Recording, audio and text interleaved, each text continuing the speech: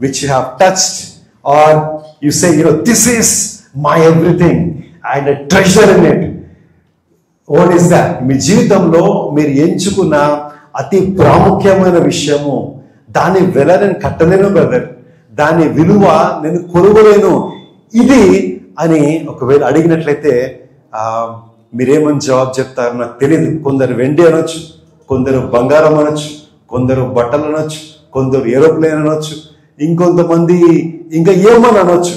ఆ జవాబు మీ దగ్గరనే పెట్టుకోండి, దానికి జవాబు నాకు చెప్పే అవసరం లేదు. ఆ ప్రశ్నతో నేను మీ ముందుకు వస్తా ఉన్నాను. What is the most important thing that you have in your life and what is the most important thing that you have touched అని నేను మాట్లాడుతా ఉన్నా. ఈ రాత్రికాల సమయంలో 2 వాక్య భాగాలను మీ ముందు పెట్టాలని ఆశపడతా ఉన్నా.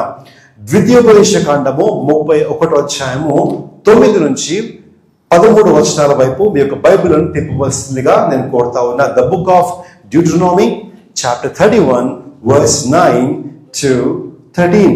ఈ వాక్యంలో గమనించినట్లయితే I will explain the context here. ఈ వాక్యాన్ని నేను ఎక్స్ప్లెయిన్ చేస్తాను, దయచేసి నాతో మీరు వెంబడించండి.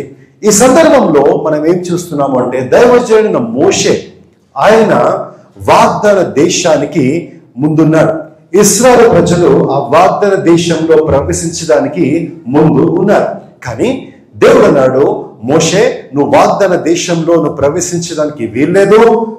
యెహోషువ ఇశ్రాయేలు ప్రజలను ఆ వాగ్దాన దేశంలో తీసుకెళ్తాడు అని దేవుడు మాట్లాడినాడు.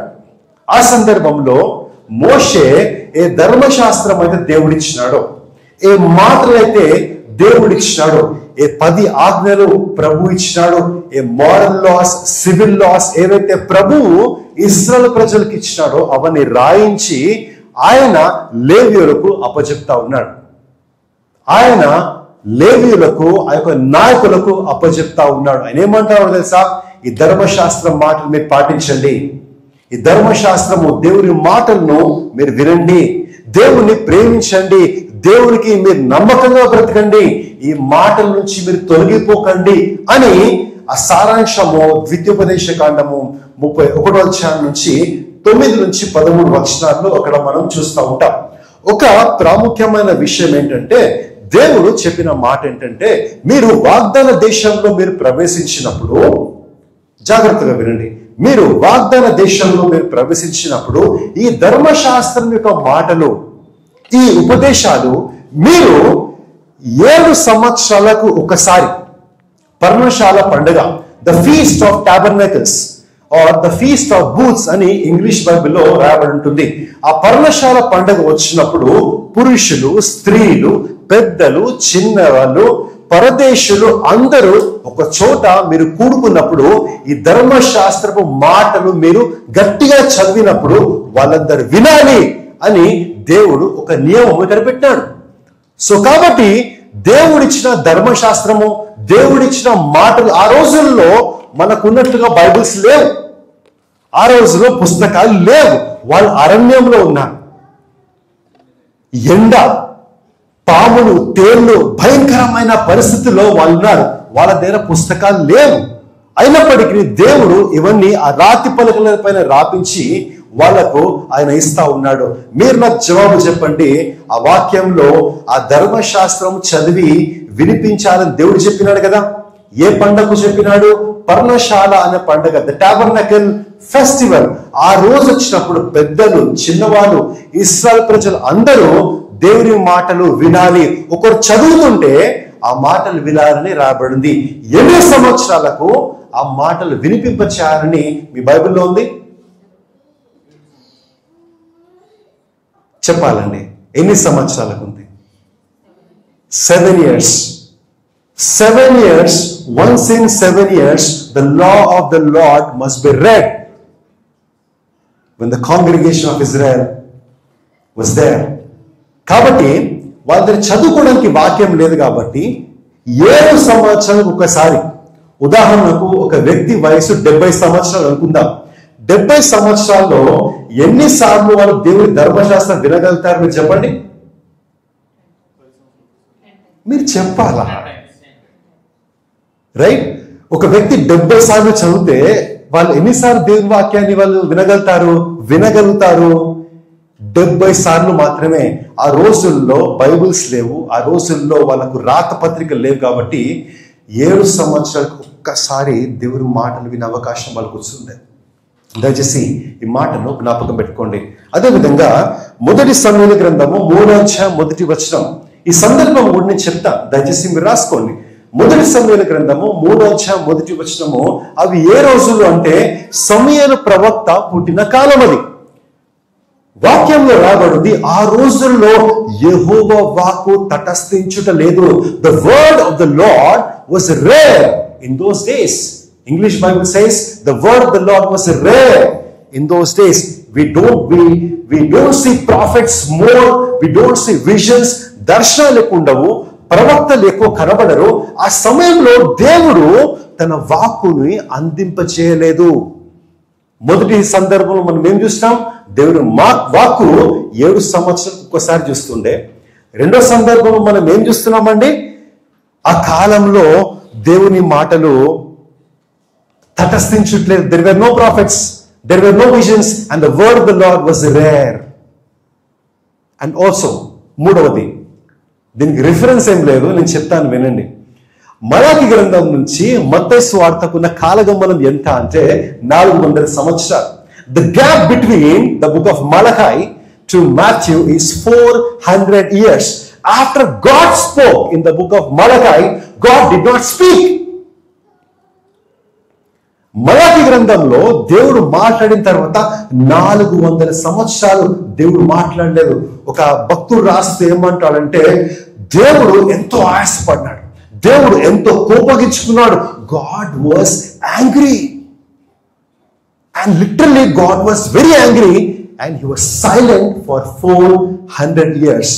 Unless and until we hear from John the Baptist, బాప్తిజం ఇచ్చి యోహాను వచ్చి మీరు మానవరసు పొందండి, పరలోక రాజ్యము సమీపిస్తా ఉంది అని స్వరము యెషయా ప్రవక్త చెప్పిన స్వరం వచ్చేంత వరకు there was no word of God. So my dear brothers and sisters, I'm trying to tell you that in this period, ఈ కాలంలో 400 సంవత్సరాలు దేవుని మాటలు అక్కడ లేవు.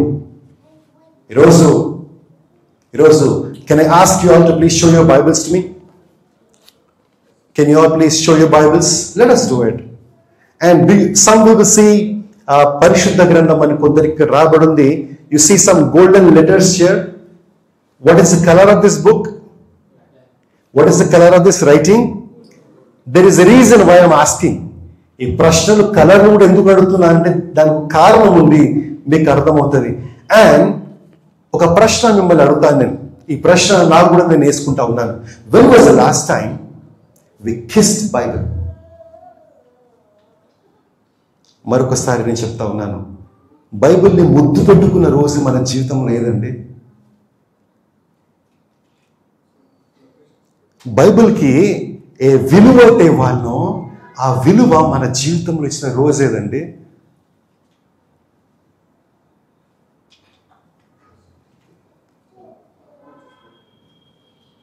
When was the last time we read from Genesis to Revelation? We call ourselves as Christians, right? క్రైస్తవులు మనం చెప్పుకుంటాం కదా. ఆది కాండం నుంచి ప్రకటన గ్రంథం వరకు మనం ఎన్నిసార్లు చదివినాం.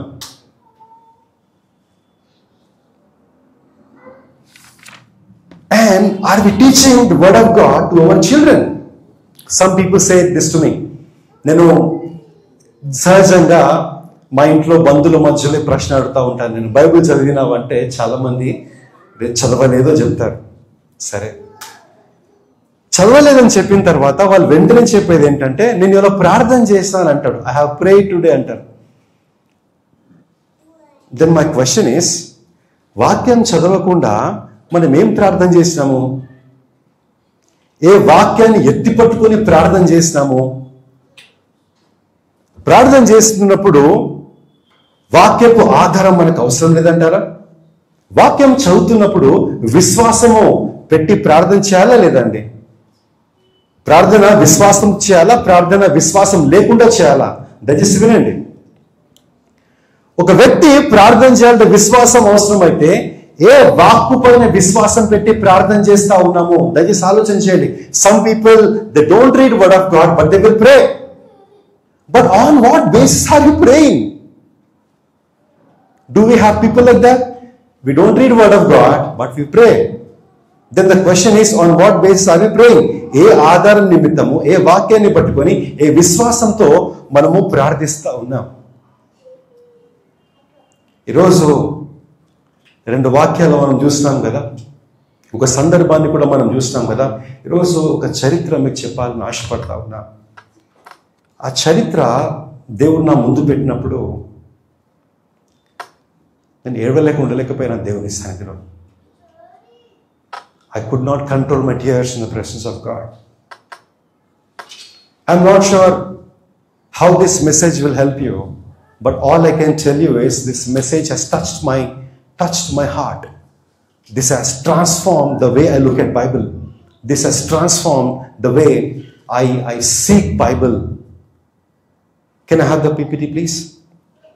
ఈరోజు నేను ఒక అమ్మాయి గురించి మీకు చెప్పాలని ఆశపడతా ఉన్నా. దయచేసి మీరందరూ నాతో పాటు క్లోజ్గా వెంబడించవలసిందిగా నేను కోరుతా ఉన్నా. Please listen to this story very attentively. This story is a real story.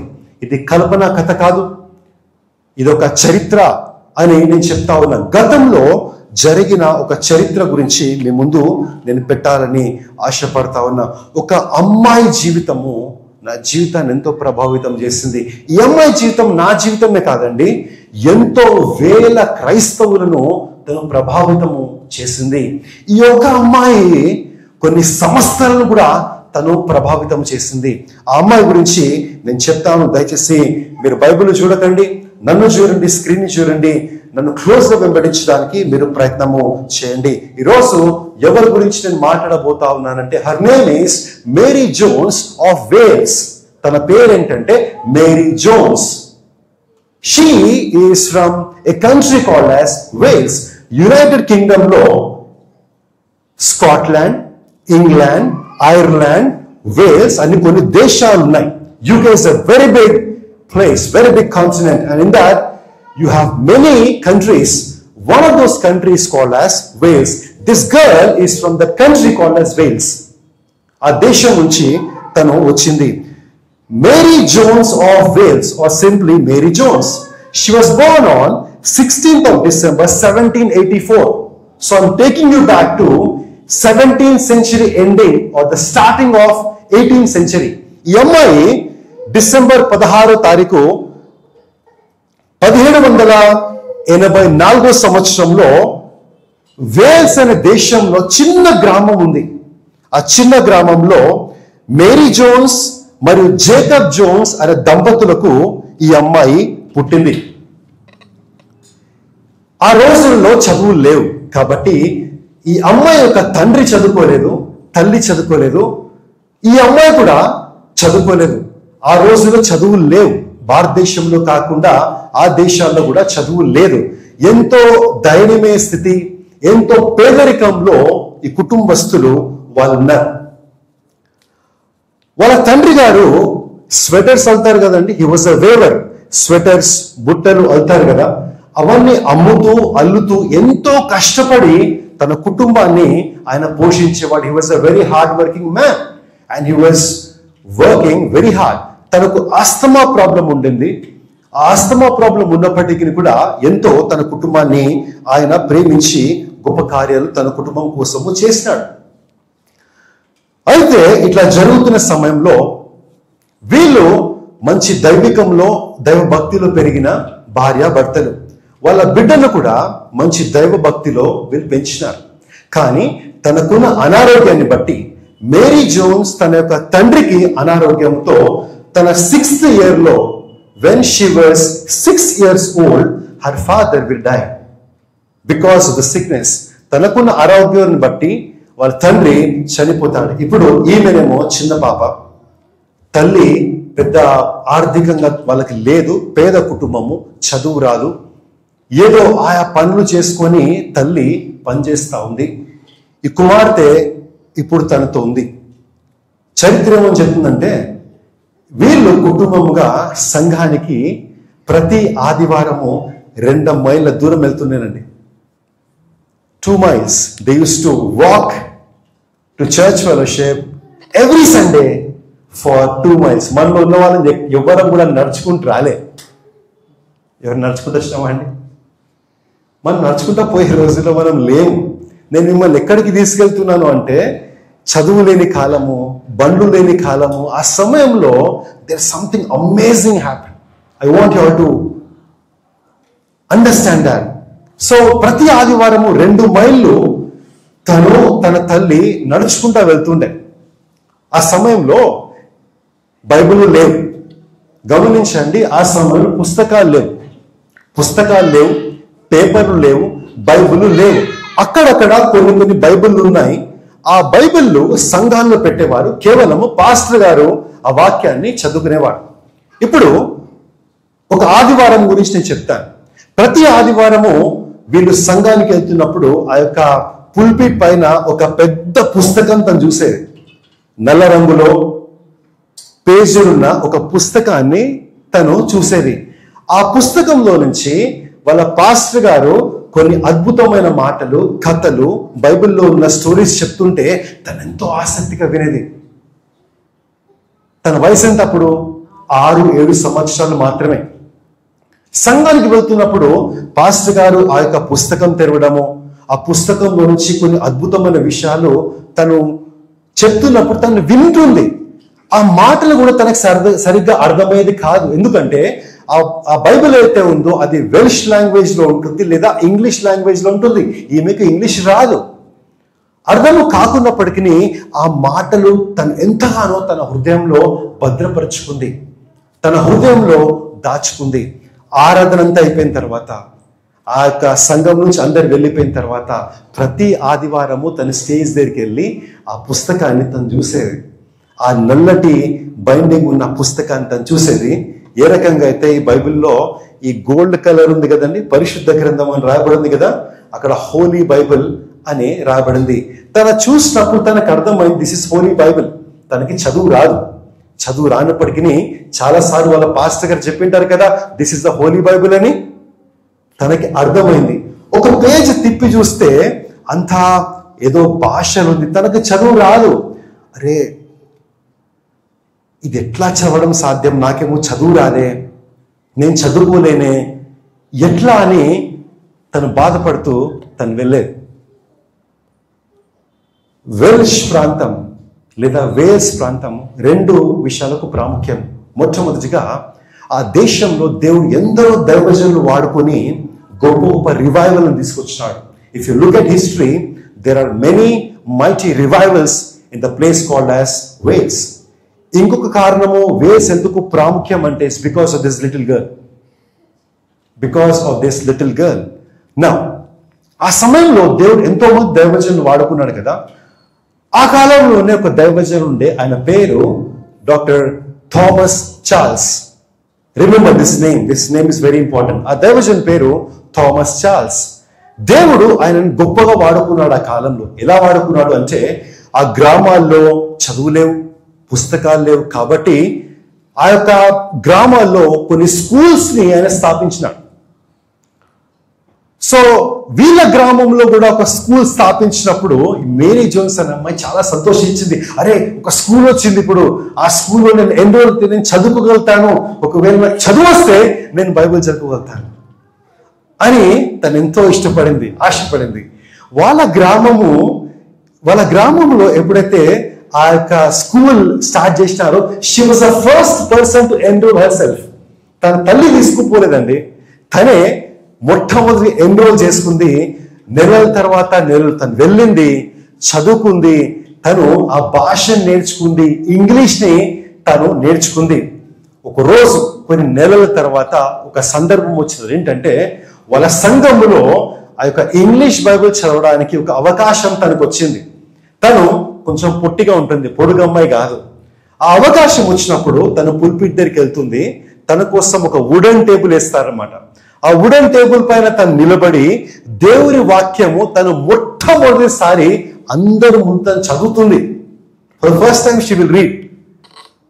అది చూసినప్పుడు వాళ్ళ తల్లి ఎంతగానో సంతోషిస్తుంది. ఎందుకంటే గ్రామాల్లో ఇంగ్లీష్ రాదు.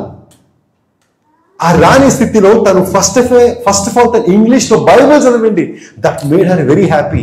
ఇంటికి వెళ్ళి తను ఏమన్నా తెలుసా, అమ్మా నాకు సొంత బైబిల్ కావాలా, నాకు సొంతంగా నాకంటూ ఒక కాపీ నాకు కావాలా. చర్చ్లో చెప్తా ఉన్నారు, సండే స్కూల్లో చెప్తా ఉన్నారు, కానీ నాకు సరిపోవట్లేదు. నేను ఒకవేళ నాకు సొంతంగా ఒక్క బైబిల్ ఉంటే నేను ప్రతిరోజు చదువుకుంటా, ఇంకా ఎక్కువగా చదువుతా, ఇంకా ఎక్కువగా నేను దేవుని మాటలు తెలుసుకోగలుగుతాను. అమ్మా నాకు బైబిల్ కావాలంటే వాళ్ళ అమ్మని మాట ఏంటో తెలుసా అండి? వాళ్ళ అమ్మమ్మన్న మాట ఏంటో తెలుసా అండి? నేను ఒక్క బైబిల్ కొనుక్కుంటాను అమ్మా అంటే వాళ్ళ అమ్మన్న మాట, అమ్మా మనం పేదోళ్ళము, బైబిల్ చాలా డబ్బులు పెట్టి కొనుక్కోవాలా, డబ్బులు మన దగ్గర లేవు కదా. పుస్తకాలు ఆ రోజుల్లో ఎంతో డబ్బులు పెడితే కానీ వచ్చేటివి కాదు, మన దగ్గర డబ్బులు లేవు కదా అంటే మేరీ జోన్స్ అన్న మాట, అవునమ్మా నాకు తెలుసు మన దగ్గర డబ్బులు లేవు, కానీ నేను ఎట్లయినా సరే ఒక బైబిల్ని నేను సంపాదించుకోవాలా, ఎట్లయినా సరే నేను ఒక బైబిల్ని కొనుక్కోవాలా, నాకంటూ ఒక సొంత బైబిల్ ఉండాలా అని ఎంత కాలమైనా పర్లేదు నేను కష్టపడతా, నేను కష్టపడి సంపాదించి ఒక బైబిల్ కొంటానమ్మా అని తను చెప్పింది. ఇప్పుడు జాగ్రత్తగా వినండి.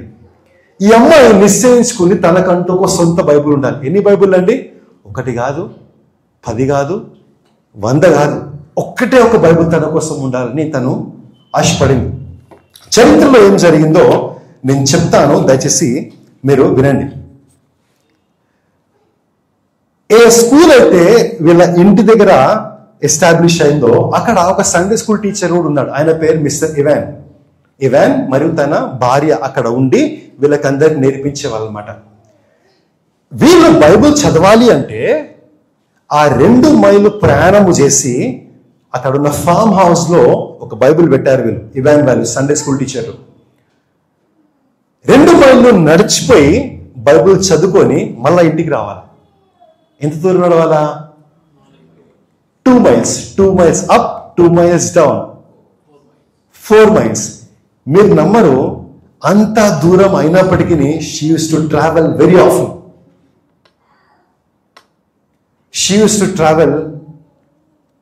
Very often. అయినా తనకు సంతృప్తి లేదు. నాకు సొంత బైబిల్ కావాలా, నాకంటూ నా చేతిలో ఒక సొంత బైబిల్ కావాలని తను అనుకుంది. Now this is what she has done. Now listen to me. Bible కొనుక్కోవాలని తన తల్లికి అడగలేదు, బైబిల్ కావాలని చెప్పేసి వేరే వాళ్ళని అడగలేదు. తను కష్టపడ్డా మొదలుపెట్టింది. తనేం చేసింది తెలుసా? తను కట్టెలమ్మి ఏ డబ్బు అయితే వస్తుందో ఆ డబ్బుని కూడబెట్టేది. కొన్ని చిన్న కోడి పిల్లలను సంపాదించి ఆ కోడి పిల్లలు గుడ్లు పెట్టిన తర్వాత గుడ్లు అమ్మేది సంతలో. చిన్నపిల్లలు ఉంటారు కదా, ఆ చిన్నపిల్లలు చూసుకుంటూ ఆ తల్లిదండ్రులు కొంచెం డబ్బులు ఇస్తారు కదా, ఆ డబ్బులు తీసుకొని కూడబెట్టింది. మొదటి సంవత్సరం అట్లాగే చేసింది, 2వ సంవత్సరం అట్లాగే చేసింది, 3వ సంవత్సరం కూడా అట్లాగే తను చేసింది. ఎన్ని సంవత్సరాలు అయినాయండి? She worked hard for 3 years gathering money to buy 1 Bible. దాని తర్వాత కుటుంబంలో ఒక భయంకరమైన పరిస్థితి వస్తుంది. అప్పుడు తను సంపాదించిన డబ్బులన్నీ అక్కడ పెట్టాల్సి వస్తుంది. Again she came to ground zero. 3 సంవత్సరాలండి నాకు ఒక బైబిల్ ఉంటే చాలు అని గుడ్లు అమ్మింది, కట్టెలు అమ్మింది, చిన్నపిల్లల్ని చూసుకుంది. తను చేయని పాచి పని అంటూ లేదు. పాచి పని అంటే ఏం తెలుసుగా, తను చేసింది. 3 సంవత్సరాలు కష్టపడ్డా ప్రభా బైబిల్ కొందామని. ఇప్పుడు పరిస్థితుల్లో డబ్బులన్నీ అయిపోయినాయి. తను బాధపడి ఉండొచ్చు, కానీ she did not give up. She started again. మళ్ళా తను ప్రయత్నం చేసింది. మళ్ళా కొద్ది కొద్దిగా ఆ యొక్క ₹2 ఆ దేశంలో ఏవైతే వాడతారో అవన్నీ ఒక్కొక్కటి మళ్ళీ పనులు చేసుకుంటా మళ్ళా సంపాదించి మళ్ళా కూడబెట్టింది. Do you know it took 6 years for her to gather money that is sufficient to buy 1 Bible. ఒక్క బైబిల్ కొనడానికి తను ఎంతకాలం కష్టపడాల్సి వచ్చింది తెలుసా అండి? చెప్తారు ఒకసారి? ఒక్క బైబిల్ సంపాదించుకోవడానికి తనకు 6 సంవత్సరాలు పట్టిందండి. కానీ ఒక బాధాకరమైన విషయం చెప్పాలనా, ఆ గ్రామాల్లో బైబిల్ లేవు. There were no Bibles. వాళ్ళ పాస్టర్ గారి దగ్గరికి వెళ్తే, అమ్మా నీకు బైబిల్ కావాలా? చాలా మంచి విషయం అమ్మా, నీకు బైబిల్ కావాలంటే ఆయన ఒక మాట అన్నాడు. ఇక్కడ నుంచి కొంత దూరం వెళ్తే బాలా అనే ప్రదేశం ఉంది. ఆ బాలా అనే ప్రదేశంలో ఒక పాస్టర్ గారు ఉన్నారు. ఆయన పేరు థామస్ చార్ల్స్. ఈ పేరు నేను ముందు చెప్పాను కదా మీకు. His name is Thomas Charles. God used him amazingly in this generation. ఆ పాస్టర్ గారి దగ్గర ఆయన ఒక్కరి దగ్గర ఉంటాయి బైబిల్స్, ఇంక దగ్గర ఉండవు. అది కూడా ఆయన దగ్గరికి సంవత్సరానికి ఒక్కోసారి వస్తాయి. నువ్వు వెళ్ళినప్పుడు ఉండొచ్చు, ఉండకపోవచ్చు,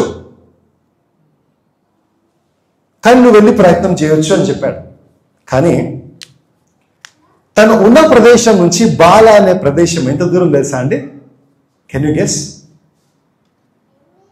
తన ఉన్న ప్రదేశం నుంచి బాలా అనే ప్రదేశము ఇట్ ఈస్ 42 కిలోమీటర్స్. తను వాళ్ళ అమ్మ దగ్గరికి వెళ్ళి, అమ్మ పాస్టర్ గారు ఇట్లా అన్నారమ్మా, బైబిల్ ఇక్కడ లేవు కదా, మన ఊర్లో లేవు కదా బైబిల్, కానీ ఆ పాస్టర్ గారి దగ్గర ఉన్నాయంట బాలా అనే ప్రదేశంలో. ఆ ప్రదేశం ఎక్కడుంది, దానికి ఎట్లా వెళ్ళాలి, ఆ గుర్తులేంటో నాకు పాస్టర్ గారు చెప్పినారమ్మా, నేను వెళ్తా అంటే వాళ్ళ అమ్మ అంటది, ఓ తల్లి అది 42 నుంచి 45 కిలోమీటర్ల దూరము, నువ్వు ఎట్లా వెళ్తావు? ఎందుకంటే అది కొండ ప్రాంతం. ఇప్పుడు సికింద్రాబాద్ నుంచి కూకట్పల్లికి వెళ్ళాలంటే హైవేస్ ఉన్నాయి, రోడ్లు ఉన్నాయి, ఫ్లైఓవర్స్ ఉన్నాయి, మెట్రోస్ ఉన్నాయి. If you want go to any other place we have good transportation these days. మంచి ట్రాన్స్పోర్ట్ ఉంది కదా. కానీ తనున్న ప్రదేశం నుంచి బాలా అనే ప్రదేశానికి వెళ్ళాలంటే రాళ్లపై నుంచి నడుచుకుంటూ పోవాలా, రప్పల మీద నుంచి నడుచుకుంటూ పోవాలా, కొండ ఎక్కాలా, కొండ దిగాలా, లోయలో నడవాలా. అడవి మృగాలు వచ్చే అవకాశాలు కూడా అక్కడ ఎంతగానో ఉన్నాయి. ఈ మాట వినండి. తనకి ఆశ ఉంది కాబట్టి తన తల్లితో చెప్పిన మాట ఏంటంటే, అమ్మా ఏమైనా సరే నేను పోయి బైబిల్ తెచ్చుకుంటా, బైబిల్ సంపాదించుకుంటా, కొనుక్కుంటాను అని తను చెప్పింది. సరే అని చెప్పి మరుసటి రోజు తన కోసము కొన్ని రొట్టె ముక్కలు, కొన్ని చీజులు, డబ్బులు అవన్నీ తన సంచిలో పట్టుకొని తన ప్రయాణం మొదలు పెడుతుంది. ఒక అమ్మాయి ఇంచుమించు 15 నుంచి 16 సంవత్సరాలు ఉంటాయి. అంటే 9th class, 10th class girl. Do we have anybody here who is 9th and 10th class girl? I don't think so. A girl who is 9th or 10th class.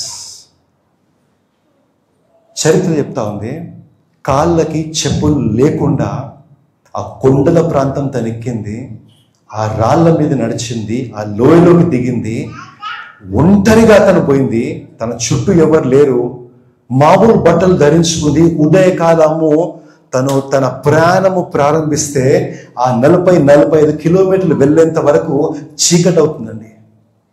That girl alone she walked for 42 to 45 kilometers. ఏ ప్రాంతంకైతే గుర్తులు చెప్పినారు బాలా అనే ప్రదేశానికి చివరిగా తను చేరుతుంది.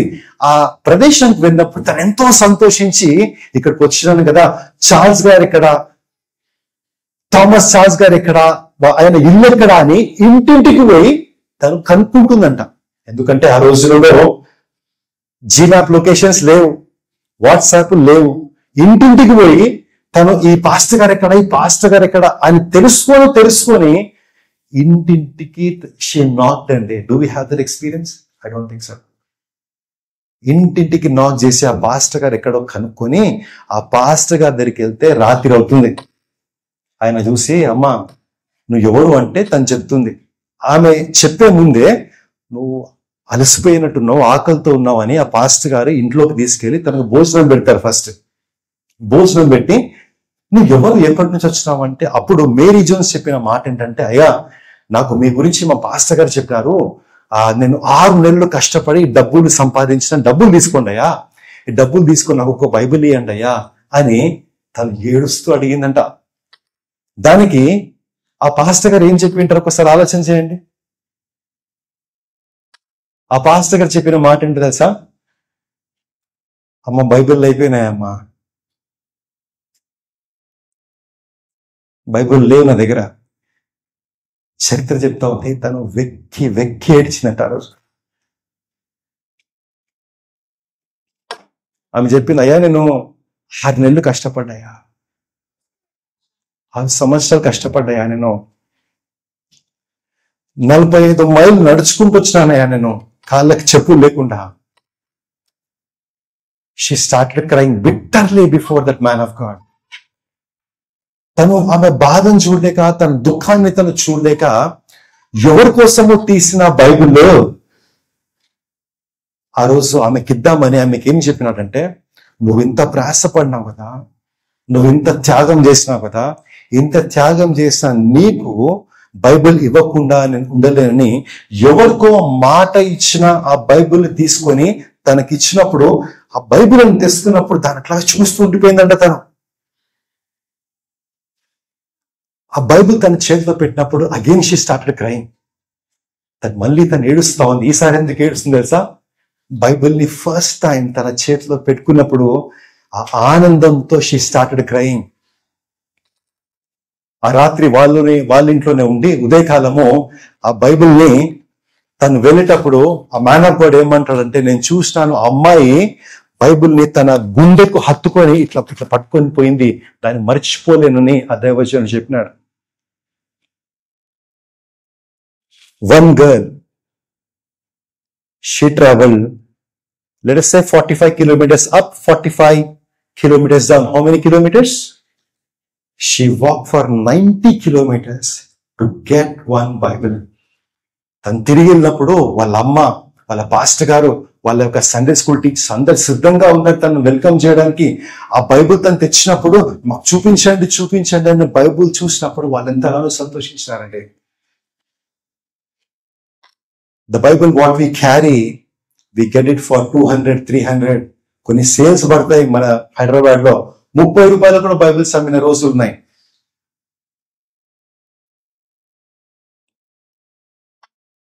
But do we value Bible like what Mary Jones did? ఆసక్తికరమైన విషయం ఇంకోటి చెప్పాలండి, దాంతో అయిపోలేదు. ఏ దైవజనుడు అయితే ఈ అమ్మాయి ప్రయాసం చూసినాడు, తను కదిలించబడినాడు. ఆయన చూసి ఎంతగానో కదిలించబడ్డాడు. ఆయన అనుకున్న మాట ఏంటంటే, ఈ అమ్మాయి లాగా ఎందరికో దేవుని మాటలు అవసరము, ఈ అమ్మాయి లాగా ఎందరికో దేవుని వాక్కు అవసరము అని తను తలంచి, ఆయన ఒక దైవజనుడు కాబట్టి దేర్ ఇస్ వన్ సొసైటీ, దాని పేరు నేను చెప్తాను మీకు, రిలీజియస్ ట్రాక్ సొసైటీ. ఆ డైరెక్టర్స్ తో మాట్లాడి ఈ అమ్మాయి గురించి చెప్పిన తర్వాత, for the first time British foreign Bible society that was established in 1804. This girl received Bible in 1800. Exactly after 4 years, that man of God, after he spoke to them, first time British వాళ్ళు ఏర్పాటు చేసిన సంస్థ British foreign Bible society, their job is to print Bibles, translate Bibles and give it away to common people.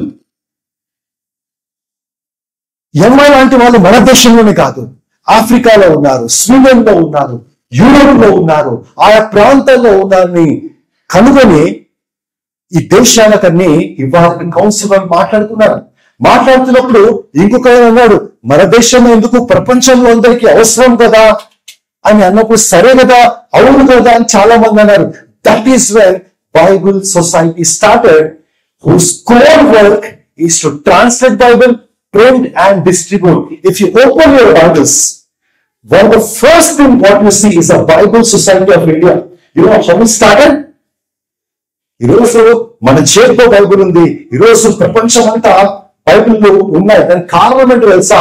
This society has come forward, which is called Bible Society of India, and that is because one girl traveled for 90 kilometers alone.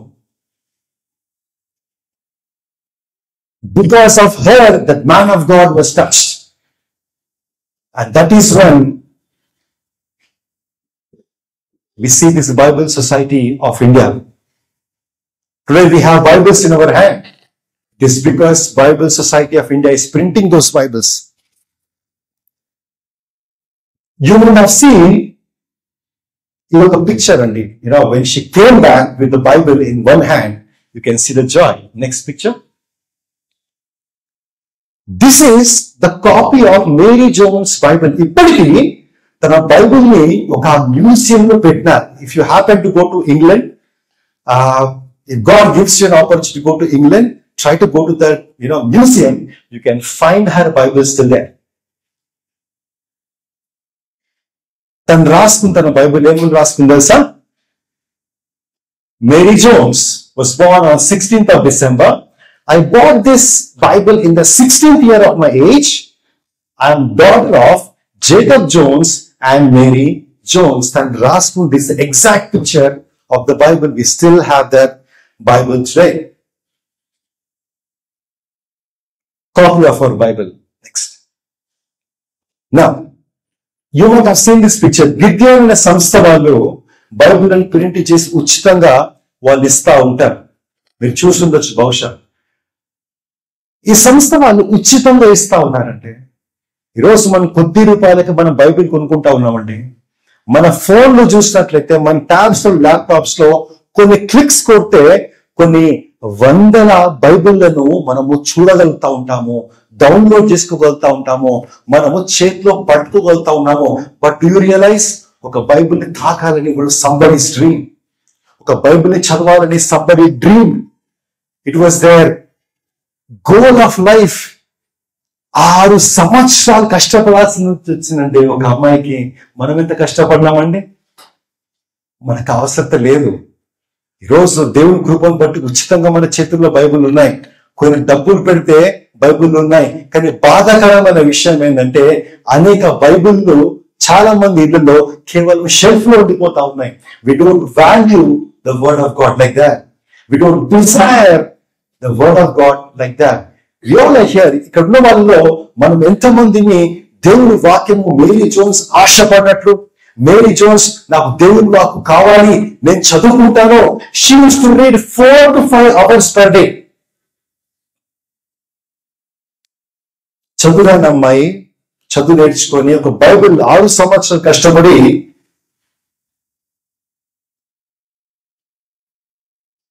4 నుంచి 5 గంటలు చదివేదండి. బహుశా ఆది కాండం నుంచి ప్రకటన గ్రంథం వరకు తను ఎన్నిసార్లు కంప్లీట్ చేసిందో. The challenge what we have before us is, we are called as Christians. Where is your Bible? Is it in the shelf?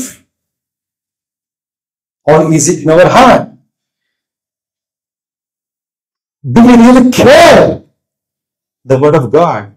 Do we see it as the word of God? And when was the last time? That's the reason I started the message. When was the last time you kissed it? ఆ pastor గారు ఆ Bible తనకి ఇచ్చినప్పుడు Mary Jones చేసిన విషయం ఏంటో తెలుసా అండి? జనరల్ గా ఫుట్బాల్ లో మనం చూస్తూ ఉంటాం, ఒక ట్రోఫీ గెలుచుకున్నప్పుడు ఆ ట్రోఫీని చాలా మంది ముద్దు పెట్టుకుంటారు. అట్లా మేరీ జోన్స్ బైబిల్ ని ఫస్ట్ టైం తాకినప్పుడు షీ కిస్డ్ ఇట్. బైబిల్ ని ముద్దు పెట్టుకుందండి. సంతోషంతో పోయిందండి. మళ్ళా 45 కిలోమీటర్లు పోవాలనా అని ఆలోచన చేయలేతాను.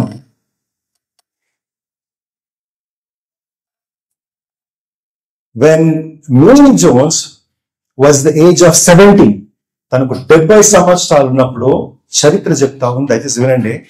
చరిత్ర చెప్తా ఉంది, తనకున్న సంపాదనలో చాలా వరకు తను ఇచ్చేసిందంట. ఎందుకు ఇచ్చింది తెలుసా? తను ఇచ్చిన డబ్బుతో 10 లక్షల చైనీస్ న్యూ టెస్టమెంట్స్ ప్రింట్ చేసినారంట. 1 million Chinese copies were printed with the money given by Mary Jones. She knew the value of the word of God. But strange, we live in a generation, but we really don't value the word of God. We don't read the word of God. We don't treasure the word of God. That's the reason I started with one more thing. What is the most precious thing, immeasurable thing you have touched in your life? If you were to ask the same question to Mary Jones, ఇదే ప్రశ్న తనకు అడుగుతూ తను ఏమంటుంది తెలుసా? Without even thinking for a second, she will take the word of God and say, this is the most important thing, immeasurable thing in my life, and she will kiss it one more time. And what it is, for us. What it is for us, my dear brothers and sisters. What it is for us. And if you turn your Bible, if you open your Bible, Telugu బైబిల్లో ఏ సంస్థ గురించి నేను చెప్పినానో, British Foreign Bible Society, you can see the term there. And all these things happen in 18th century. 1812లో భారతదేశపు భాషల్లో ఒక machinery ఆయన ట్రాన్స్లేట్ చేసినాడు తెలుగు బైబిల్ని. కానీ అవన్నీ కాలిపోయినాయి. దాని తర్వాత మళ్ళా వేరే వ్యక్తులు ట్రాన్స్లేట్ చేసినప్పుడు దేవుని వాక్యము మనకు వచ్చింది. ఏ బైబిల్ అయితే మనం పట్టుకుంటున్నామో దానికోసము ఒక అమ్మాయి 6 సంవత్సరాలు కష్టపడిందండి. ఎన్నో పనులు చేసిందండి. గుడ్లమ్మిందండి, కట్టెలేరుకుందండి. ఆ రోజుల్లో అంత అమూల్యం, అంత విలువ బైబిల్. ఈ రోజుల్లో మనకు brothers, we are all Christians, you are Christians, you don't need to do that, you don't need do that, you don't need do that at all. ఈరోజు మనం చూసినట్లయితే ఒక బైబిల్ కాదు, 100 బైబిల్ మనకు ఉన్నాయి.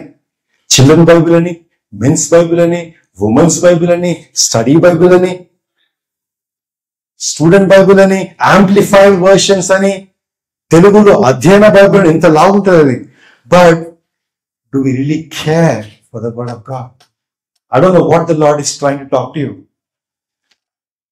Even phone లో కూడా దేవుని వాక్యాలు ఉన్నాయి. But how much do we care for the word of God? That was one thing which I want to tell you. చాలాసార్లు హైదరాబాద్, సికింద్రాబాద్ లో కొన్ని సేల్స్ జరుగుతాయి కదా. నేను కూడా సేల్స్ లో కొన్ని బైబిల్స్ కొనుక్కున్నాను. నేను 30 రూపాయలకు బైబిల్ అండి, 50 రూపాయలకు బైబిల్ అండి, 100 రూపాయలకు బైబిల్ అండి.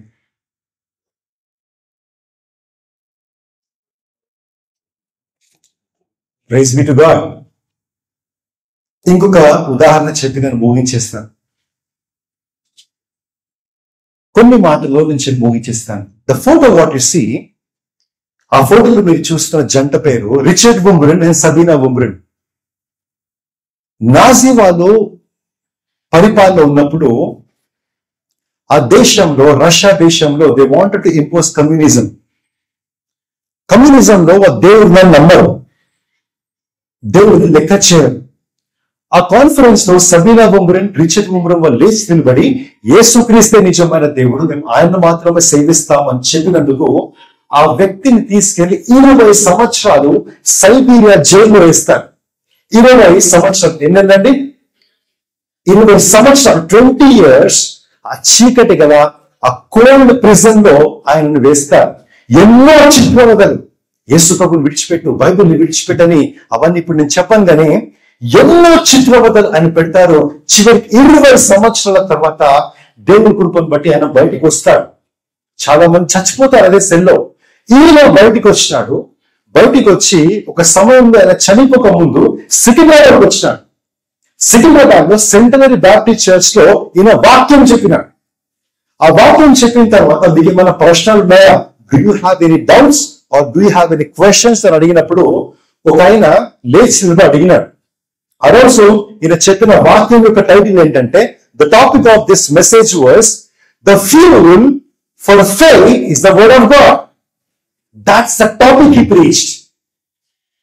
విశ్వాసానికి ఇంధనము దేవుని వాక్యము అనే మెసేజ్ పైన ఈయన మాట్లాడినాడు. ఒక మాస్టర్ గారు లేచి ఆయన ఒక ప్రశ్న అడిగారు. అదేంటి తెలుసా, అయ్యా మీరు 20 సంవత్సరాలు మీరు చెరసాల్లో ఉన్నారు కదా, 20 సంవత్సరాలు మీరు ప్రిజన్ లో ఉన్నారు కదా, మీకు దేవుని వాక్కు లేకుండా మీరు ఇంత విశ్వాసంతో ఎట్లా నిలబడగలిగారు? మీరు 20 సంవత్సరాలు మీరు చెరసాలలో ఉన్నప్పుడు మీకు దేవుని వాక్కు లేదు కదా, అయినా మీరు ఇంకా విశ్వాసంలో ఎట్లా నిలబడగలిగినారని ఆయన ఒక ప్రశ్న అడిగినాడు. దానికి నేను చెప్పిన స్పందన నేను చెప్తాను వినండి. ఈయన నిలబడి, చెరసాల్లో మాకు దేవుని వాక్యము లేదని నీకు ఎవరు చెప్పారు అని అడిగారు. మీరేమనుకుంటా ఉన్నారు? ఈ రంగ మాట ఏంటంటే, చెరసాల్లో మాకు దేవుని వాక్కు లేదని మీకు ఎవరు చెప్పారు అంటే ఈయన స్టన్ అయిపోయినాడు. తర్వాత ఆయన చెప్పినాడు, దేవుడు మేము చెరసాలలో ఉన్నప్పుడు కూడా తన వాక్కును మాకు ఇచ్చేవాడు. ఆయా పద్ధతుల్లో, ఆయా ప్రక్రియల్లో దేవుడు తన వాక్కును మాకు చెరసాలలో ఇచ్చేవాడు. కొన్ని ఆయన చెప్పినాడు. అందులో మొదటిది ఏంటంటే, ఎవరైనా కొత్త ఖైదీ చెరసాలకు వచ్చావు అనుకోండి, మేము వాళ్ళు అడిగేవాళ్ళము, నువ్వు క్రైస్తవుగా, నీకు బైబిల్ తెలుసా? అది చెప్పు, నీకు దేవుడి మాటలు ఏం తెలుసు, ఏ వాక్యాలు బైబిల్లో నీకు తెలుసు, చెప్పు తొందరగా చెప్పని వాళ్ళు చెప్పినప్పుడు దేవుడి మాటలు వాళ్ళు వినేవాళ్ళు చెరసాల్లో. అది మొదటి పద్ధతి. రెండవ పద్ధతి, అది వినడానికి మీరు సిద్ధంగా ఉన్నారా? If you are ready, can I hear hallelujah from you? Hallelujah. రెండవ పద్ధతి నేను చెప్తాను, వినండి. ఇంకో పద్ధతిలో దేవుడు మాకు వాక్కును ఎట్లా ఇచ్చేవాడంటే, కొన్ని సార్లు ఆ యొక్క చెరసాల్లో కొన్ని పేపర్లు దొరికేటివంట వాళ్ళకి. ఆ పేపర్లు ఏంటో నేను చెప్తాను, వినండి. వాళ్ళకు పెట్టిన ఆ చెరసాల సైబీరియాలో, if you look at Siberia, -21 degrees ఉంటుంది అక్కడ. భయంకరమైన చలి. అక్కడ ఆ జైలు అధికారులు వాళ్ళందరు షిట్కి వెళ్తారు కదా, లాట్రిన్కి వెళ్తారు కదా. సో అక్కడ వాటర్ తో ఫ్లష్ చేస్తే వాళ్ళ షిట్ పోదు, లాట్రిన్ పోదు. దాని ట్రేతో ఎత్తి పడేయాలి. సో ఆ పని కోసం వీరుని పంపించేవారు, ఈ ఖైదీని పంపించేవారు. ఆ జైలు అధికారులు వాళ్ళు దీనికి పోయిన తర్వాత, పోరా ఎత్తి పడేసాయి అంటే, వీళ్ళకి గ్లౌజ్ కూడా ఇచ్చేటోళ్ళు కాదు, ట్రైన్ కూడా ఇచ్చేటోళ్ళు కాదు. ఆయన చెప్పిన మాట ఏంటంటే, మా గ్లౌజ్ ఇచ్చేటోళ్ళు కాదు, మాకు ట్రైన్ ఇచ్చేటోళ్ళు కాదు, మా చేతు ఎత్తి పాడేసే వాళ్ళం మేము. ఎత్తి పాడేసిన తర్వాత ఆ చేతిని ఐస్ కేసి గీస్తే ఆ పెంట అంతా ఊడిపోతుండే, కానీ వాసన మాత్రం పోయేదిగా. అట్లా ఆ సందర్భంలో ఒకనొక వ్యక్తి పోయే పని చేసిన తర్వాత ఆయనకు ఒక పేపర్ కనిపించింది. ఆ పేపర్ ఏంట్రా ఈ పేపర్ అని తెలిసి చూస్తే అందులో దేవుడి ప్రేమ గురించి రాబడింది. అది ఎక్కడిది అంటే, రోమా పత్రికలో, నూతన నిబంధనలో రోమా పత్రికలో ఒకనొక పేజ్ ఆ పేపర్ అన్నమాట. ఎవడో దానికి వెళ్ళి దాన్ని ఒక టిష్యూ పేపర్ లాగా వాడుకున్నాడు. ఆ పేపర్ తీసుకొని దాన్ని ఐస్ కేసి గీస్తే దానికున్న పెంటతో ఊరిపోతే, ఆ పేపర్ తీసుకొని నోట్లో ఒక భాగం పెట్టుకుంటారు వాళ్ళు. నోట్లో పక్కన పెట్టుకొని ఆ జైలర్ దగ్గరికి వెళ్ళి, అయ్యా పని అయిపోయింది అయ్యా, నేను క్లీన్ చేయిస్తానయ్యా అని చెప్పి, సరే పోరా అంటే, వాళ్ళు వచ్చి ఎక్కడైతే వాళ్ళు గది ఉంటుంది కదా, ఆడికి వచ్చి ఆ నోట్లో నుంచి ఆ పేపర్ తీసి అందరూ చదువుకుని దేవుని స్తుతించే వాళ్ళంట. Now, do you understand how some people get the word of God? How some people read the word of God?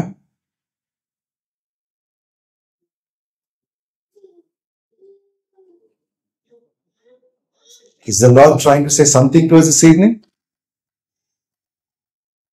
మన దగ్గర అటువంటి పరిస్థితులు లేవండి. యు ఆర్ ఎ క్రిస్టియన్, మీ ఇంట్లో ఎన్నో బైబిల్ ఉంటాయి, కానీ బైబిల్కి విలువ ఉండదండి. చదవాలండి బైబిళ్లను, విలువ ఇవ్వాలండి బైబిళ్లను. మేరీ జో శిక్షిస్తారు హర్ బైబిల్, ఒకటే బైబిల్ ఉండే తన దగ్గర. And these people in the prison, that's how they got the word of God. Paper తీసుకుని నోట్లో పెట్టుకుంటారండి వాళ్ళు, చూస్తే మళ్ళీ లాక్కుంటారేమో అని. ఆ మాట వింటే బహుశా మీలో కొందరికి కోపం రావచ్చు. That's how the situation was. అటువంటి పరిస్థితులు ఉండే మనకు. వాళ్ళ దగ్గరికి ఈ బైబుల్ తీసుకెళ్ళండి మీరు, they will kiss it non stop గా ముద్దు పెడతా ఉంటారు. Dear brother and sister, this is what I wanted to share with you all. The Lord has transformed my life. The Lord has encouraged me. The Lord has touched me.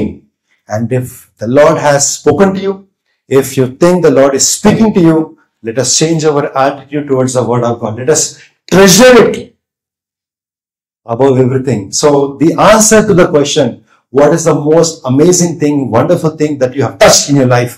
Is it gold or silver or platinum, or is it the word of God? If it isn't the word of God, then we have to think about it. Let's all look to the Lord in prayer.